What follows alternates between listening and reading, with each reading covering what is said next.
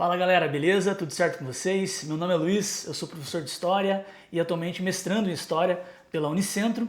E esse é um canal que eu criei onde basicamente eu penso em externar os meus conhecimentos, meus pensamentos a respeito de história, da sociedade, da cultura, né? Dos mais variados campos, né, dos mais variados assuntos que me der vontade de falar. Basicamente hoje eu trouxe aqui um assunto que eu estava estudando recentemente e eu penso que pode ajudar muitos, né, que podem ter dúvidas a respeito desse tema. Então, se você ainda não é inscrito aqui no canal, se você chegou aqui de paraquedas, né, não sabe do que se trata de fato esse canal, assiste o vídeo aí, eu vou pedir para você dar um joinha, deixar o like aí que vai me ajudar muito, né? Dessa forma, acho que o YouTube ele vai entender que o meu conteúdo ele é relevante de certa forma e assim ele vai espalhar meu conteúdo, vai levar esse vídeo para outros lugares e vai me ajudar um montão.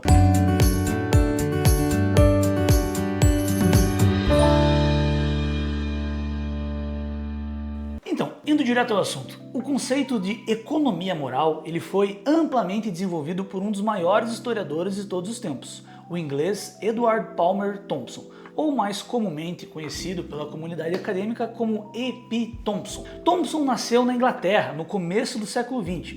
Ele era filho de pais intelectuais e participou de forma ativa durante a sua juventude na luta contra o fascismo durante a Segunda Guerra Mundial, servindo ao exército britânico na Itália. Formado na Universidade de Cambridge e de base marxista, Thompson ele se destacou por seu interesse na história das classes populares, desafiando as narrativas tradicionais que insistiam em colocar a elite no centro dos processos históricos. Ou seja, até então, as correntes historiográficas predominantes na Europa, em especial na Inglaterra, pensavam a história quase que exclusivamente através da elite, centralizando as narrativas através de pessoas consideradas as mais importantes naquele período. E o que isso significa, né?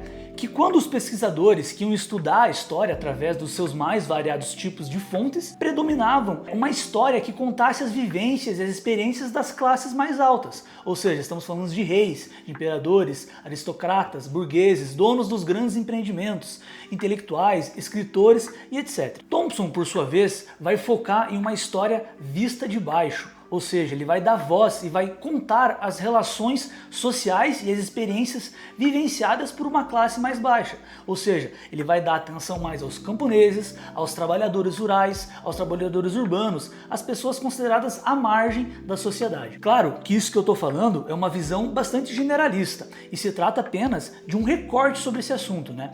Muitos outros pensadores também já trabalhavam com essa perspectiva, não sendo Thompson o único nem o primeiro a abordar esse pensamento, né? Abordar essa forma de enxergar a história. Mas anteriormente eu falei que Thompson ele é um historiador de base marxista, certo?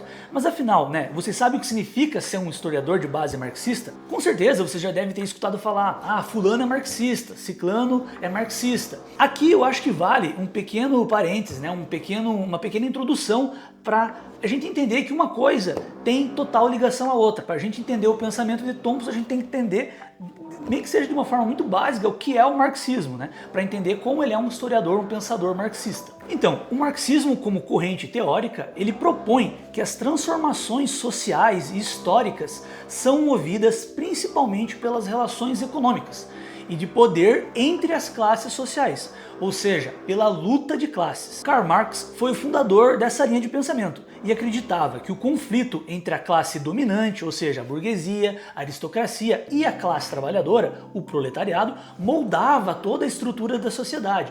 Então era esse conflito entre essas duas classes que girava a roda da história. Agora, quando falamos que Thompson era marxista, isso significa que ele adotava uma visão que colocava as classes sociais e os seus conflitos no centro de sua análise histórica.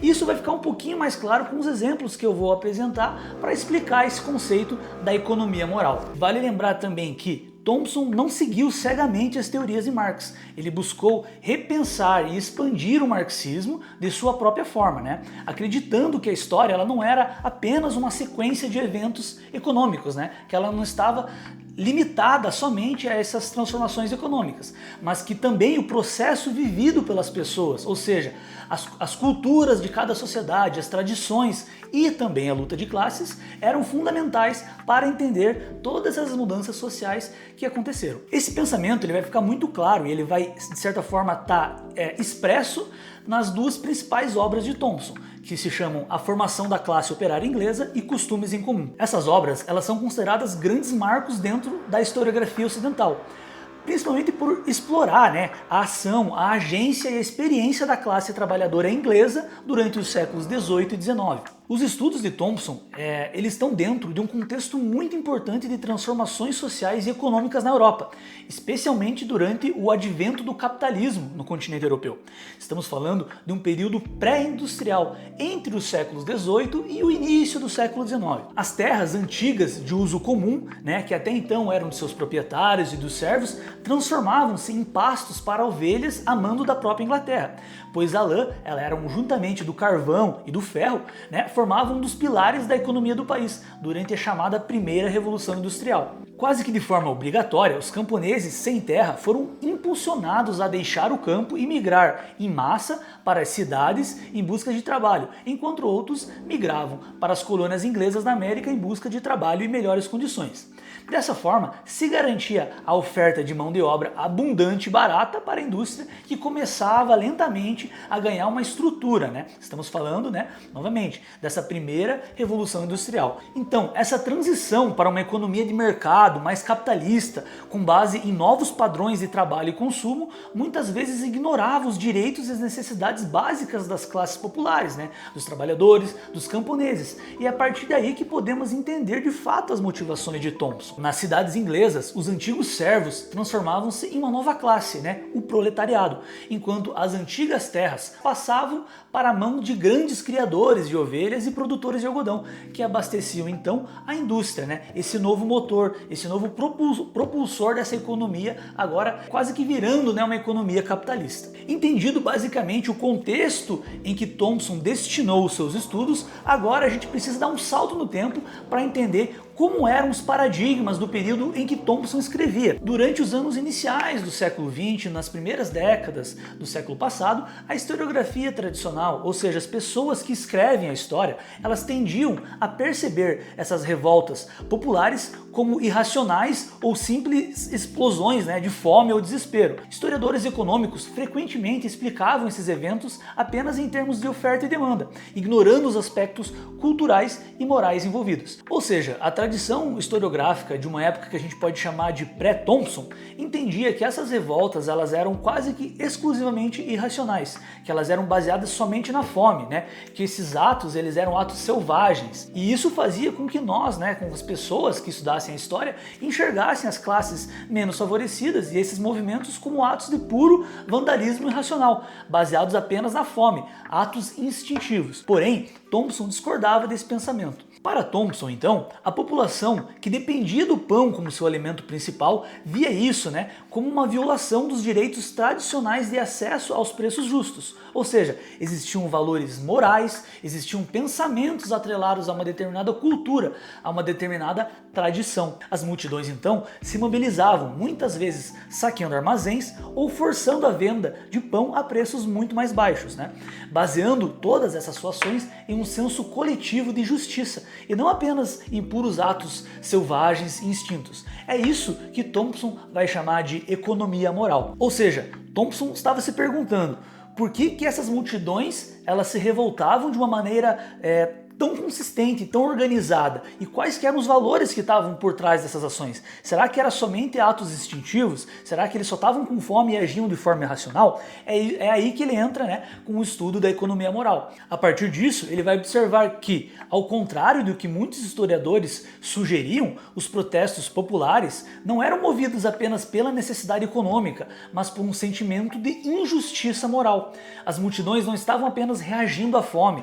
ou à falta de bens, mas defendendo o que consideravam direitos tradicionais, como o preço justo do pão, estabelecidos por uma longa convivência entre o povo e as próprias elites locais. Thompson então propôs que essas classes populares do século XVIII, elas possuíam uma visão coletiva do que era justo e do que não era justo nas relações econômicas e sociais. Essa economia moral, ela não estava escrita nas leis, ela não estava publicada em algum lugar, mas era baseada em valores comunitários transmitidos ao longo do tempo de geração para geração. Quando essas normas morais, elas eram violadas violadas pela elite ou pelo governo, né, como quando especuladores ou grandes proprietários, né, a alta burguesia aumentavam o preço dos alimentos de uma forma abusiva, a população se sentia no direito de protestar justamente com base nessa tradição, com base nesses costumes, nesses sentimentos em comum. Thompson, portanto, ele não via e não enxergava as revoltas populares apenas como atos de desespero, mas como ações racionalmente justificadas dentro de uma lógica moral própria de uma classe trabalhadora. Esse é o ponto central da problemática que ele queria resolver. Como essas revoltas populares estavam profundamente ligadas a um senso de justiça compartilhado, que desafiava diretamente a nova economia capitalista que começava a emergir naquele período. Bom, mas se você ainda não entendeu através dessa explicação, eu trouxe um exemplo concreto que talvez facilite no seu entendimento. Imagine um pequeno vilarejo no interior da Inglaterra, onde tradicionalmente os fazendeiros locais vendiam trigo a preços estáveis, mesmo em épocas de crise. Quando a escassez acontecia, né, quando a comunidade passava por uma certa dificuldade, esperava que o preço do pão permanecesse acessível, pois havia uma visão moral de que o alimento era um direito básico a todos. No entanto, com o aumento da comercialização e da centralização dos mercados, né, com o advento do capitalismo, comerciantes externos, comerciantes de outros lugares, começavam a comprar esse trigo para vendê-lo a preços muito mais altos em outros lugares, maximizando seus lucros. Para os habitantes locais, isso não era uma questão apenas de preço, era uma violação de um acordo profundamente enraizado, de um acordo social. Esse sentimento de traição moral é o que levava muitos a esses motins, a esses protestos, como uma tentativa de restabelecer a ordem da economia. Thompson também enfatiza que esses protestos populares não eram irracionais ou puramente reativos. Eles seguiam uma lógica e, muitas vezes, eram cuidadosamente organizados. Havia, portanto, um senso de ação coletiva deliberada para preservar uma ordem social e econômica anterior ao advento do capitalismo. Outro aspecto interessante que Thompson explora é como a economia moral foi, em partes, uma reação à perca do controle local sobre a produção e distribuição. No contexto desse capitalismo emergente que a gente está falando, a produção começou a ser organizada em uma escala muito maior, né? Uma escala nunca antes vista, controlada por aqueles que detinham o poder econômico e o poder político, distante dessas comunidades locais. Isso ele exacerbou o sentimento de injustiça, né? Pois as decisões econômicas não eram mais tomadas com base nas necessidades ou nos costumes de uma comunidade, mas sim com base nos mercados distantes e em lógicas puramente mercantis de lucro. Portanto, a economia moral, ela não é apenas uma questão de como as pessoas viviam suas relações econômicas, né? Mas também de como elas resistiam a novas formas de opressão que surgiram com o advento do capitalismo. Os protestos, como os motins do pão, por exemplo, eram mais do que reações à fome, eram afirmações de uma visão de mundo alternativa, em que o bem-estar comunitário e a justiça social prevaleciam sobre o lucro individual. Ou seja, Thompson oferece uma visão complexa e profunda das resistências populares ao capitalismo, mostrando que a transição para uma economia de mercado não foi simplesmente uma questão técnica ou econômica, mas profundamente moral e cultural. É isso aí então, galera. Valeu para todo mundo que assistiu o vídeo. Nossa senhora, eu vou começar a escrer já, sabia? Eu vou começar a escrever a introdução. É porque chega na área, vem muita ideia, né? Aí você fica maluco, tá ligado? Tem muita ideia, é bem isso. Ai, caralho. É isso aí então, galera. Valeu a todo mundo que assistiu o vídeo. Valeu pra você que ficou até o final. Aí espero que esse vídeo possa ajudar você que está estudando, você a entender um pouquinho mais sobre o Thompson, sobre o seu pensamento, né? E sobre esse conceito chamado da economia moral. Se você gostou do vídeo, cara, deixa um likezinho aí. Comenta também se você achou interessante ou se você tem uma visão diferente, né? Uma interpretação, de certa forma, diferente, né, do conceito de economia moral. Vale lembrar que esse é um recorte, né? É uma interpretação que eu faço a partir das leituras de Thompson. Se você gostou da temática do vídeo, né? Se você gosta de mim, gosta do conteúdo, não se esquece de se inscrever no canal, né? Deixa o likezinho aí, deixa o joinha que vai me ajudar bastante. E se, caso tenha vontade, compartilhe esse vídeo com seus amigos, compartilhe com pessoas que possam gostar desse assunto, que isso também vai ajudar bastante o canal a crescer. É isso aí, galera. Valeu mais uma vez, você que ficou até o final. Abraço e até a próxima. Valeu!